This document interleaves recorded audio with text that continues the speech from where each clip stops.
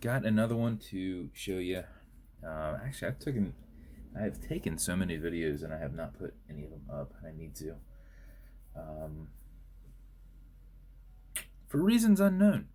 But anyway, I did a waffle on my business page the other day, and the person elected. I did like 8 dials. He just picked the dial. I built the rest, kind of thing. So he doesn't know what his watch is going to look like. He picked the blue double Piranha dial. So this is painted with enamel paint. It's got a real cool look to it as it hits in different lights. So blue enamel paint, dual Piranha. And then I did a white handset on it because I really wanted to use this extended diver style. You know, not 15 minutes, not 20, but 25 minutes underwater for those extra big tanks. This white ceramic insert bezel. So I thought that'd be cool. So I went with a white handset. This is a handset I've picked up from a seller online. Not putting out any names, but they do really well with their hour and minute. Now, there have been some issues with their... Normally, we custom fit our hands. That's why a lot of the hands that you see, you go, wait, where do you get that hand from? Well,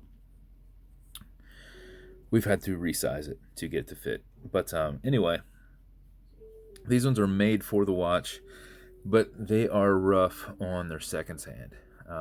You always get the Vostok stutter, and you have to strengthen the tension on the seconds hand pinion, and it's a pain in the ass to take the bridge off and the rotor and take the little piece of metal out and bend it and put it back in there with this minuscule screw. Like, the screw is so small.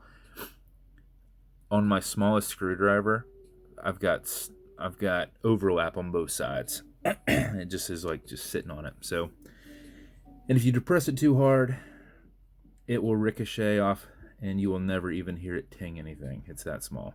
So good clean fun. So I never use their seconds hands. But anyway, we've got a matte finish case on here. We've got an anchor engraved crown. We've got a large window exhibition caseback. We went back to one of my vintage rotors where I took the stock rotor and just threw my initials on there because I'm out of my fancy ones. There's been I have a few, but they're gold. And I thought, let's go back to this vintagey style. I kind of like that. So stainless steel movement holder, large exhibition caseback, stock rotor that I've engraved. And then this is on one of my navy blue Horween straps. Got my little logo on there, little logo down there. And I like to flip these keepers around this way. Obviously, you can flip it around, without taking the buckle off. But if you've seen my videos before and you're like, why do you always see the stitch? The stitch is in the back. I kind of like that little pop of color there. Pop of color that's going the other direction. You can do whatever you want. I just like it like that. I think it looks cool. That's a cool little Z on there. So, anyway, that's his build. So, put this on a little bit tighter, but these are held on with tension, not a clickable bezel. So, man, it's actually really, that's me pushing hard. Okay, if you can get it at an angle, you can turn it. So, what I'm trying to show you here is, Ryan, you will not accidentally move this. If you push this with one finger, I'm actually trying to turn it. Now, maybe I can get a tooth. Nope, the teeth are kind of small. And my fingernails are super small right now. Alright, so you're pretty much not going to move this by accident. And even when you want to try and do it, you might get frustrated. So, there's that. These are automatic mechanicals. You can wind them. You can put them on a winder, or you can wear them to keep the time. But if it is completely dead, or you're not going to be very active, go ahead and unscrew the crown. When it comes off the threads and you feel a little bit of play, but you haven't pulled on it, you can hear it clicking. You can now wind it. So I do a wind back and forth because it's a lot easier to keep that space away from threading it back on and pulling it out to set the time. But technically, when you wind it, it's only winding when he goes this way. It has a reverser, so it doesn't do anything that way. Wind, nothing. Wind, nothing. But if you do this for about 4 seconds before you put it on, even if you're not very active, you'll keep time. If you do it something closer to like 20 seconds, like what I did, it will keep time for you so that the next day when you check it, you can make sure the hands are set, the movement's good to go, because it has kept the perfect time and you didn't wear it around or put it on a winder. So, see what I'm doing? 20 seconds of this, you're going to max out your 31-hour power reserve. You can't overwind it. It will just not actually put any more tension on it. So, pull it to the one end, only click. Now, you can set your time. Going backwards, reverses it, pulling it towards you, advances it. Okay, Google, what time is it? 3:19 p.m. 3:19 p.m.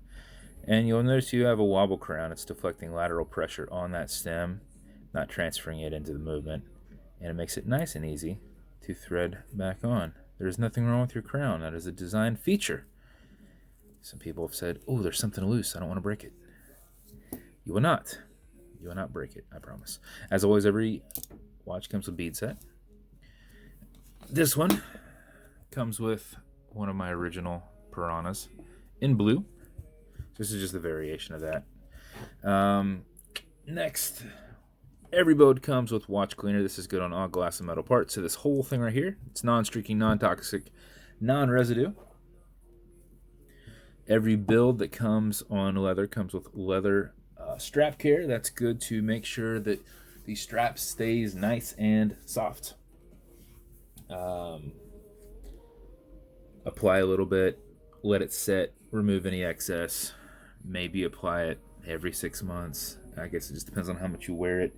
Just if you feel it's getting a little rough or a little stiff, just put some on there. Typically the backside, but you can put it wherever you want, because that's what's going to make contact on you. So you want to make sure that that's soft against you, right? And then lastly, some fine scratch remover. This is Novus 2 from Amazon repackaged. Essentially it's polywatch, but much cheaper for me to buy a bunch of that. Hey, is that focused on my hand? Well, that's awkward. So fine scratch remover, essentially like polywatch. This is an acrylic glass. If you scratch it, put a little bit on it, buff against it to fill that scratch. And the more you use, the more you're going to be pushing around, because it's only going to fill the scratch and it's going to soak into your microfiber that you're going to do it with. So what I recommend is put a little bit on there, a tiny bit. Generate some heat with your thumb. That will kind of set it and lock it in quicker. And about 15 seconds later, it should be beautiful. So that's the build. Hopefully you guys like it. If you want me to build you something custom and unique, reach out. Follow my page. If you're not following my collection page, where I run random waffles, which is a watch raffle, but you don't use that word raffle. You combine them, and it's a waffle. You can win a watch. I normally mark them 20% more than what I would sell it directly for. So whatever I would sell this watch for, if you add 20% to it, that's how much the total price of the waffle goes for. So however many spots, if you multiply out by how much each spot is, that's 20% more than what you could buy that watch for. So this was one on 3 spots. So he won that for $36. So that's a good way to win something. I usually do from time to time either a bunch of watches that are already built, or I do you pick the dial, I do the rest, kind of like what this was. He picked the dial, he has no idea what he's getting, so I went with blue strap to tie into that. And you don't want to get blue too close, because this blue shade and that blue shade, that's more of an electric enamel blue. This is a, navy blue. So you don't want to get them too close to each other to throw it off. So we could have gone silver here, or an insertless bezel. That would have worked, but I thought, let's add another color. Let's do some white and white here. So the whites flow, the blues flow, and everything else is in silver. So whenever you do less, less is more. When stuff flows, your eyes look where it's supposed to look. So if you have a lot of conflicting colors, you don't know where to look. So I always try to make my stuff flow. But there's some background on that. So if you want me to build you something custom unique, reach out, or get on that page from time to time. You can win something.